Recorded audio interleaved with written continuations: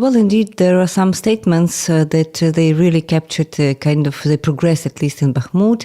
And the Institute of Study of War confirms that in a way they really succeeded to reach to advance some 100 meters and really put their flag somewhere.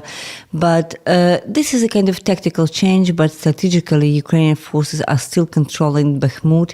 We should understand that Bakhmut is no more a place, is no more a city, is no more a town for Ukrainian forces. It is military positions.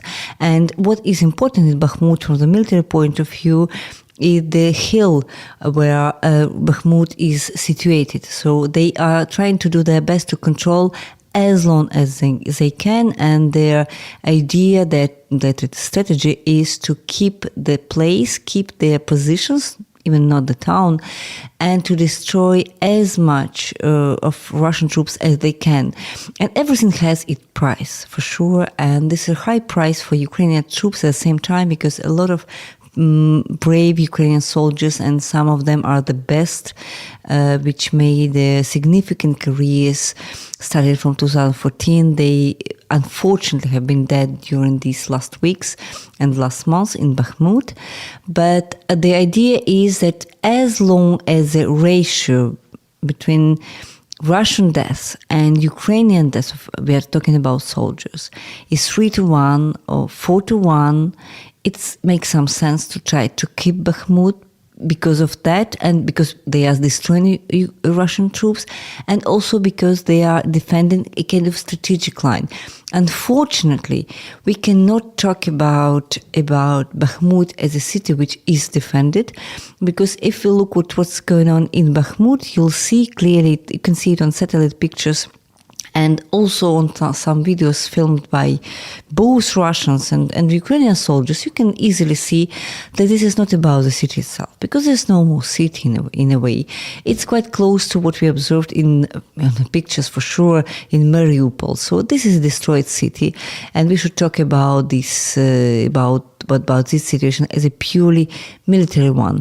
And what is the most important for us is that military units on the side of Ukraine, which are present on the site, they clearly understand that their task is to keep Russians busy as long as it's possible in order to prepare a counteroffensive, which will take somewhere and in some place, we don't know exactly when and where, but they sacrifice their lives playing for time. And this is a cruel truth about what's going on in Bakhmut. Yes, this is true, and this is a tragic truth as well. From what we hear, the battles are for certain specific buildings, sometimes for certain specific floors of the buildings. And Russians might, for example, put the flag on one particular building, even in the central one, but that doesn't mean that they control the whole city. And the battle for the rest, what is remaining, can still last long. But Bakhmut, I think, it is also kind of a sign of this nonsense of the Russian invasion, nonsense of the Russian war, because it is not a big city. It's a city of about 70,000 people before the big war, about 40 square kilometers. Russians are claiming that they want to occupy the rest of the Donetsk Oblast. In the rest of the Donetsk Oblast, there are much bigger cities like Kramatorsk, which was over 100,000 people before the big war, and I think it twice as big in terms of territory than Bakhmut. The same with Slavyansk, a little bit smaller city, but still big.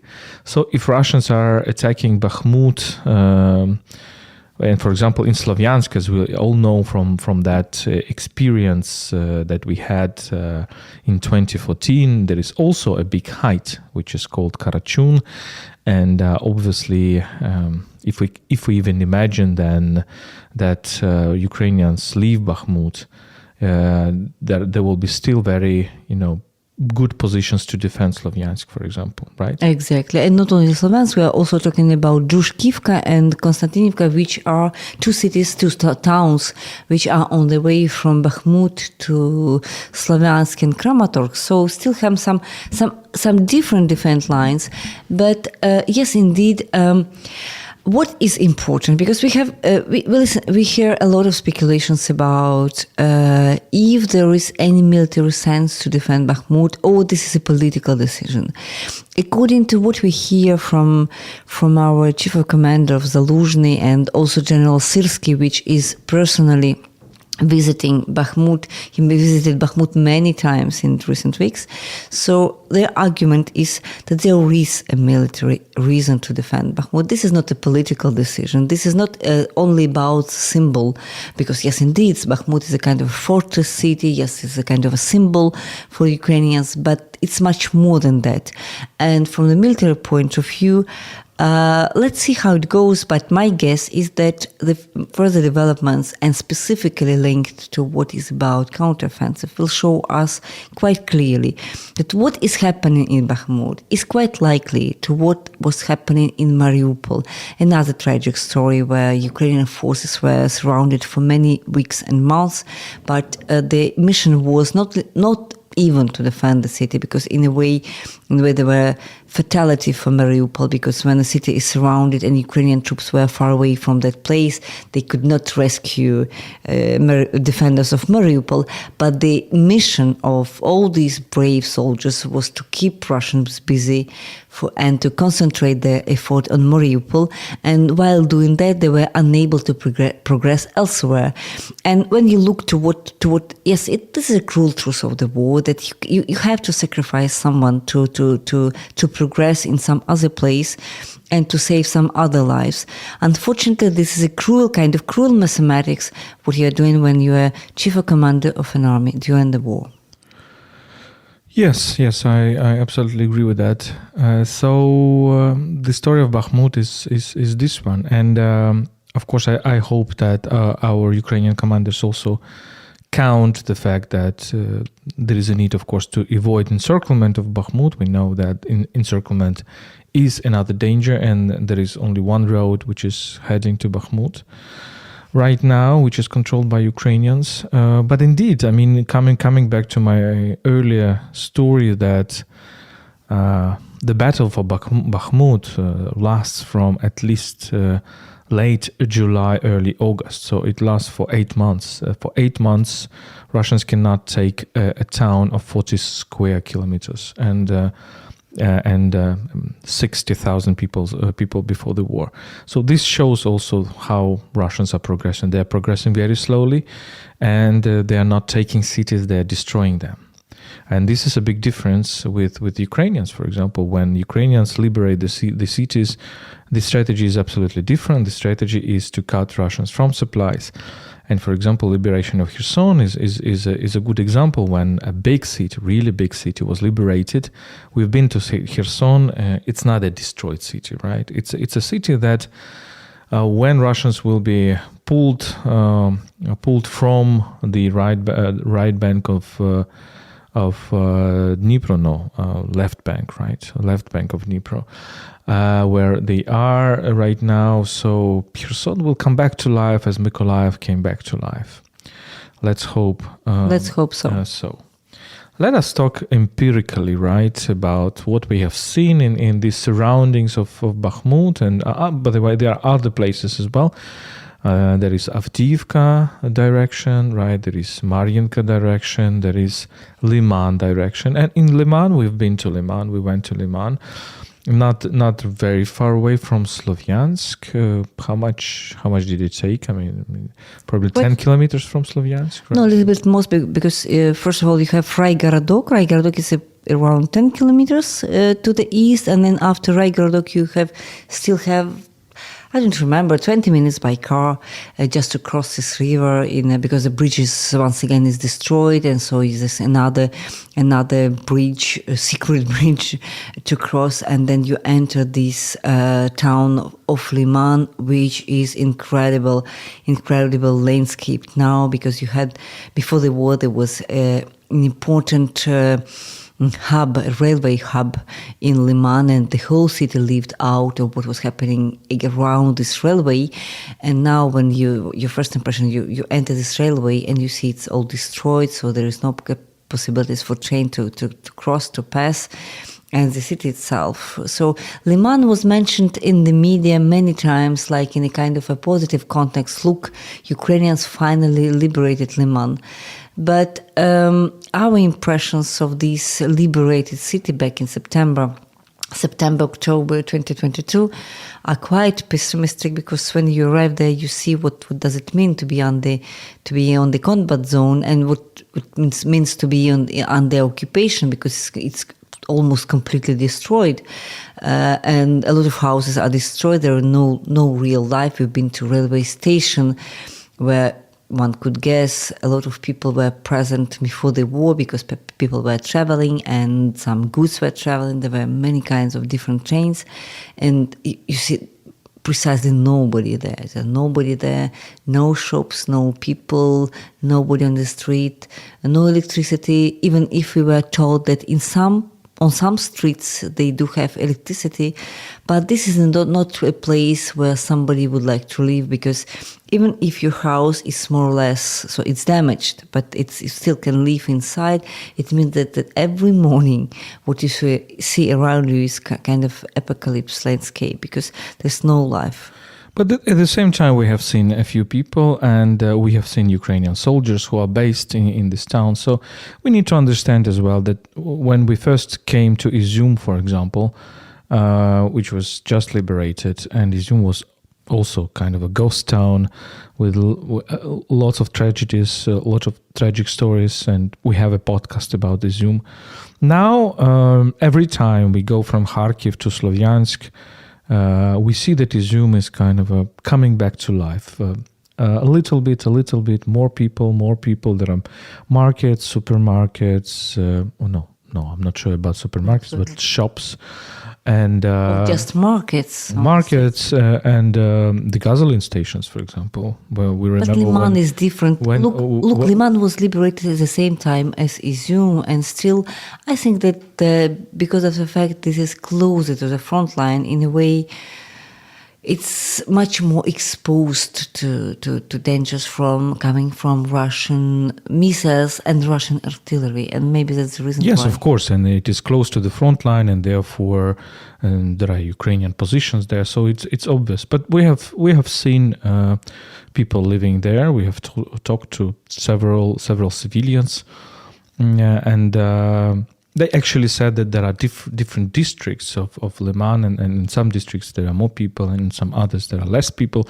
But indeed, there was a big railway hub, one of the biggest in eastern Ukraine, and it's of course the question of transportation and lots of these questions which are not directly maybe linked to physical destruction, but it shows how, for example, it's difficult to renew the connections, to renew transportation, etc. Right. So to our listeners, I would like to add that why we are going there, not only to report, but also to bring something useful for our soldiers, and in particular cars that can be useful to evacuate the wounded people. So we are bringing pickups and big cars. And if you want to participate in that, you can find in our description PayPal, ukraine.resisting@gmail.com. We will, of course, appreciate your donations. The cars are really saving lives on the front line. So let us tell you the story about the functioning of this medical infrastructure. And in Slovyansk, we have visited our old friends who are actually coming from such discipline as international law. Hennady Druzenko and his wife Svetlana Druzenko, who are heading the volunteer medical hospital. The full name is ПДМШ, Перший добровольчий медичний шпиталь імені Пірогова, the first volunteer medical hospital named after Pirogov. And these people actually started their work. I've known Hennady since early 2000s, when we were both working on on the questions how to translate the EU terminology in Ukrainian. So for you to understand how transformative the stories of people are during this war. Now Hennady is heading this volunteer medical hospital. They are now based in Slavyansk. So what they do, they engage the doctors in the hospital. They invite them to work as volunteers, and doctors can work for 1 month in this mobile hospital, and they help the army to evacuate the wounded. And this is important, how a civic volunteer structure is working together with the army, right? Yes, indeed. So this is also about volunteering, about the role of civil society, because what they really do, they engage people on the volunteer basis. So normal, ordinary medicals from all around the country, all around Ukraine can participate in that. They need, for example, this or that kind of doctor for the coming months. So they publish a kind of call of proposals or something like that for people, and they are choosing the best of them. And people are going there on the front line, and they're living on quite a risky place close to the front line in Slavyansk, and they're traveling to the front line almost every day without being paid. So this is a kind of a contribution of medicals for this war. So they could have stayed somewhere in Kiev or in Lviv or in Zhytomyr, any kind of city, but they choose. And we are impressed by these people, because quite a big number of these people are young doctors who are in the beginning of their careers. They are young, they are optimistic, they are energetic. Contrary to what you can imagine when we talk about medicals on the front line, this is not only about drama and tragedy. This is also about humor. This is also about this kind of community, making a lot of jokes in the evening, for example, even if, yes, indeed, they start every meeting by the minute of silence in memory of the victims of this war. They have important experience of helping people and saving lives when sometimes it seemed that it's impossible to save this or that life. They were also helping civilians. That told us a couple of stories how they helped civilians, even children between civilians, who were severely wounded, and there were almost no chances to survive, but due to the fact that they had these scars and they had the opportunity to stabilize patients, and that they had the opportunity to send them to the hospital somewhere back inside the country, so they succeeded. And our question to these people was quite simple. Why are you doing that? Because there is some medics in the army. Why do you think that you are still necessary on the front line? And their answer was quite clear. It's never enough. So if you have wounded on the front line, and according to their impressions, they for sure didn't provide us exact numbers, but from what we understood, and we spent a whole evening, night and morning with them, according to what we said, they had much more wounded in the recent weeks, with what we compare some time ago. So the number of wounded is increasing, and we can really guess that number of killed Ukrainian soldiers, unfortunately, is also increasing. So they need hands. Ukrainian army needs hands, medicals, both in the official army and both in the civil society. Volunteer medics, any kind of medics, are of great demand on the front line.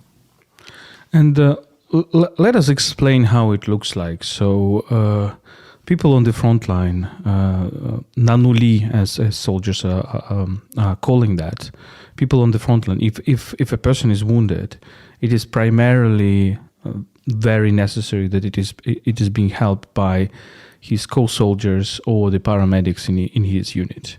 And then that they brought away from the front line.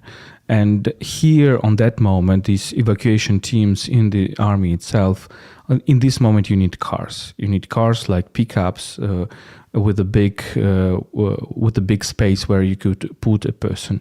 And then you bring it to another unit, another point where this ambulance of this volunteer hospital or the army doctors are coming, and they're putting them into ambulance. In the ambulance, of course, they have the the instruments to help the person. And as our friends from this mobile hospital were telling us, that there were stories when a soldier was in clinical death, and several times during this trip in a clinical death, and then brought back. And then they brought to the stabilization points, which are a little bit far from the front line, some dozens of kilometers away, as far as I understand.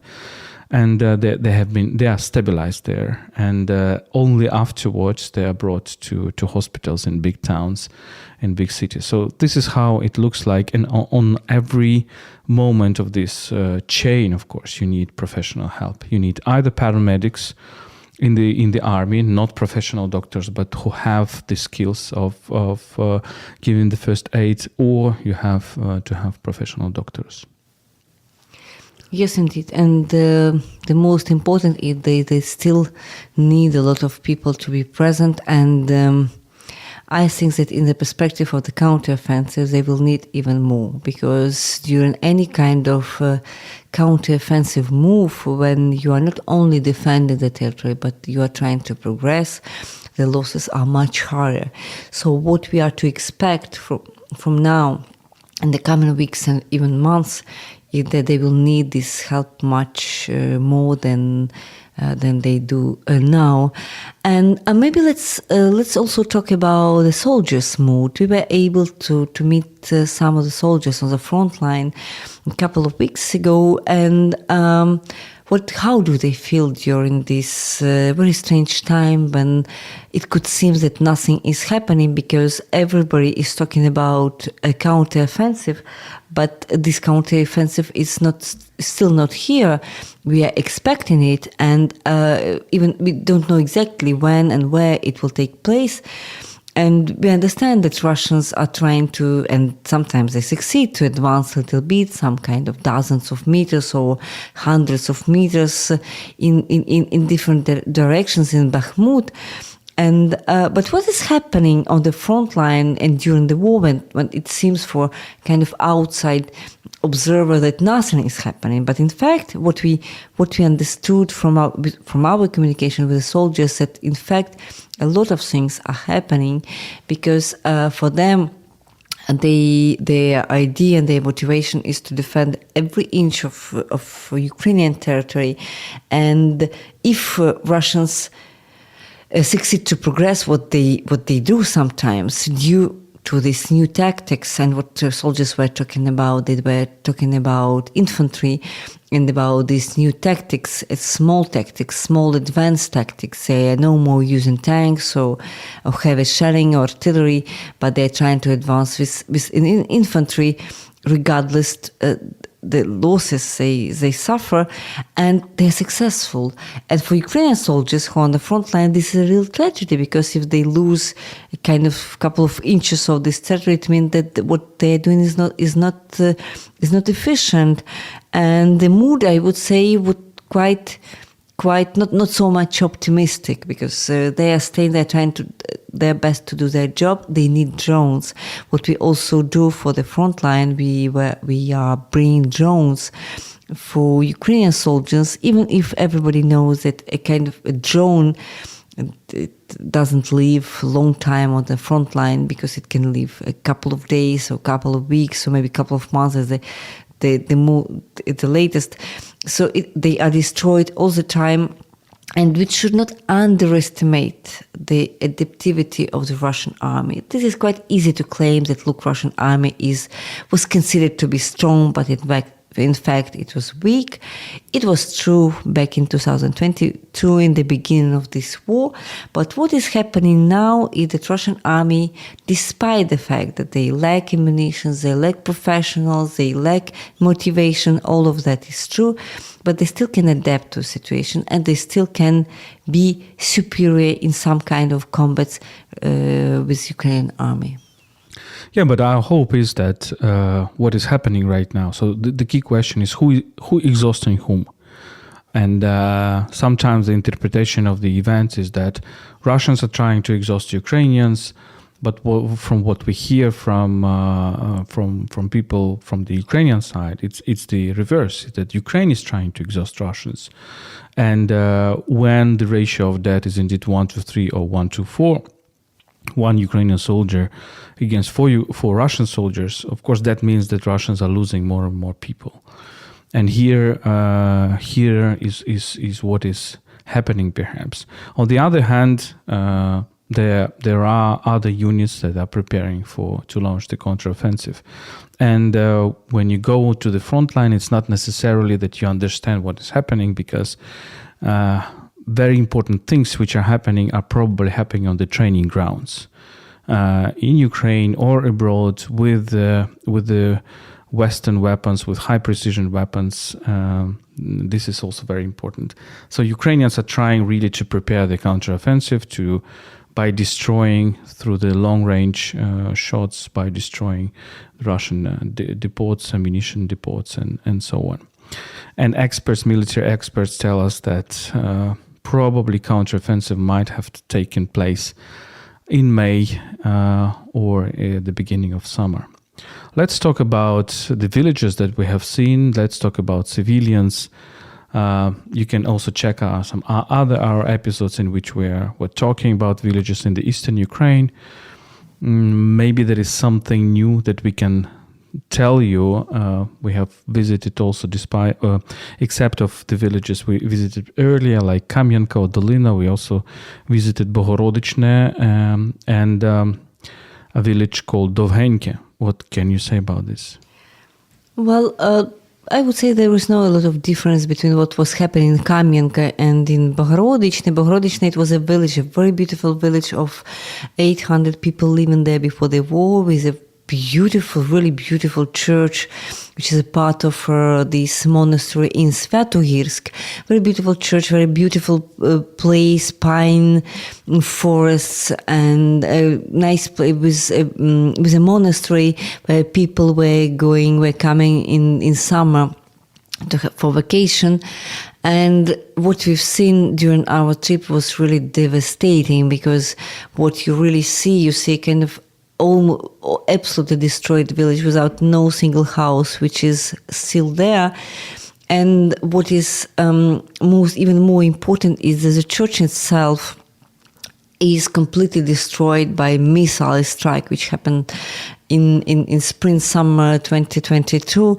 And we were told the story how it happened. So it was a direct hit by a Russian missile, and people there were in the underground in the church nearby. So they were happy not to have any wounded and killed during that day.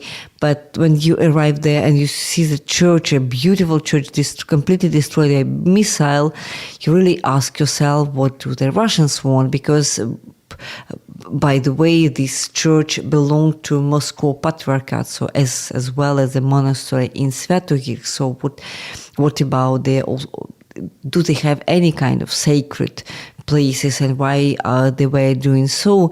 And if before the war there were 800 people living there, at that very moment there were only 5 people living there, and they depend completely on the help of volunteers, because volunteers, they bring food, volunteers, they bring sometimes generators, some kind of other help.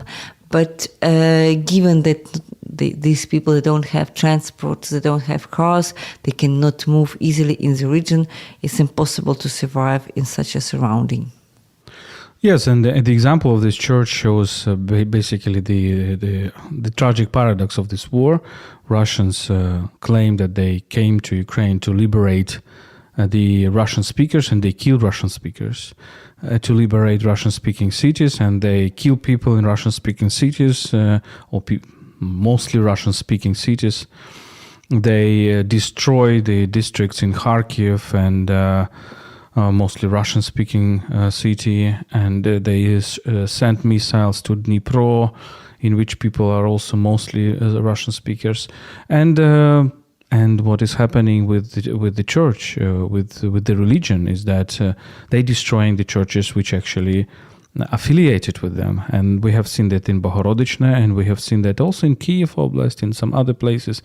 In Kiev Oblast, one of the villages, we have seen totally destroyed beautiful wooden church, which survived both First and Second World Wars, and was destroyed by the Russians. So this is what's happening. This church in Bohorodnichne, it really has this, I don't know how it is, the dome of it or cupola of it just fell down, and we posted the videos of it on our Twitter. You can check, and it really looks like a beheaded church, a church without a head, and this is maybe also very, very dramatic, but very symbolic. Another thing that we were told that people were buried also in the court, in the backyard of this church. Also something that we have seen kind of a trend in many places when you finally don't have any time or capacity or institutions to make the burial, so you just put people into earth, mostly near churches or in some other place. Another village that we have seen is called Dovhenke, and here not only it is destroyed, and we actually we have seen only one person there, but the locals told us that it was attacked by the Russians with phosphor bombs, and therefore it produced lots of fire. So many houses just were burned down, and really apocalyptic landscape you might see in this village. And again, you can check Ukraine World Twitter, and also Twitter of l'Ukraine en français, which is led by Tatiana, Ukrainian French. So both in French and in English we show these villages and we explain what is going on.